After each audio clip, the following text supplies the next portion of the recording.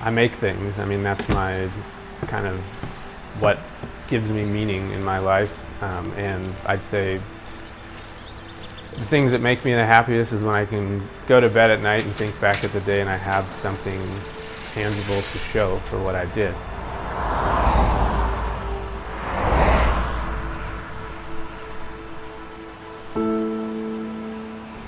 I guess you could say it's a little bit of an obsession. I'm constantly just looking at the world around me and seeing how things are made and kind of deconstructing things I come across in my mind and thinking of ways to make them better.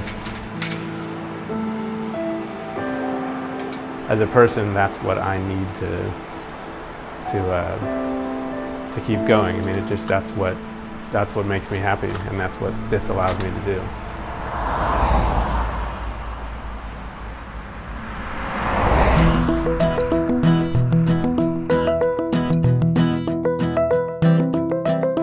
At Cerno, we tend to do a lot of things ourselves here. I think that that's such an important part of the whole process. You learn so much from actually building it that that's kind of led us to keep a lot of our production in-house.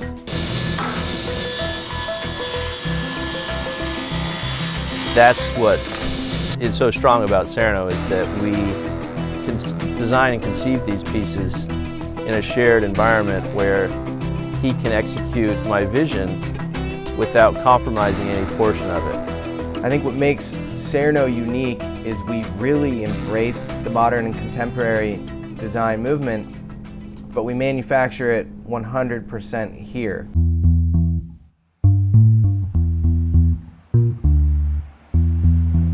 Since the conception of Cerno, we knew that we wanted to produce lighting, and we saw that the LED light field was just coming online and was in its infancy. The technology of LEDs in the last 5 years has just grown exponentially. Prior, everyone kind of looked at LEDs as being that blue, ugly hue and not a warm, nice color. In the last few years, with the phosphor technology and the RGBW technology, you can really control color temperature. I think it's important to kind of give an example of how our process works and how a piece comes to fruition.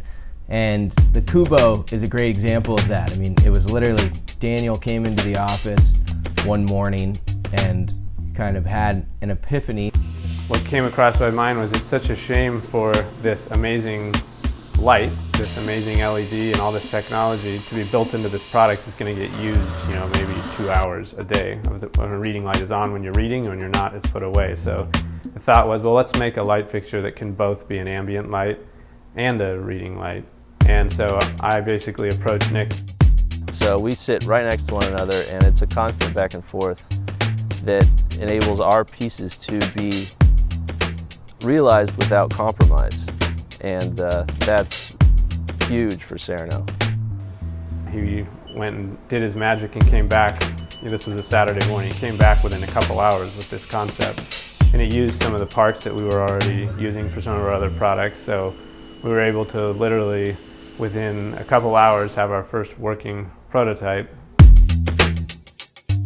Not only are these objects needing to speak to you and move you and work well, but they need to be built from something, and they need to go through a manufacturing process. They need to fit in a box and go out to the end consumer. And so the marriage of the technical and the abstract is really important in the realization of our products.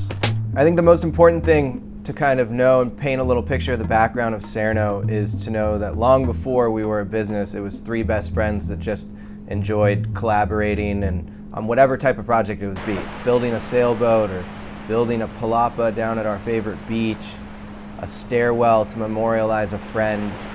All of these things play a big part in what Cerno is today, and at the foundation of Cerno is a friendship.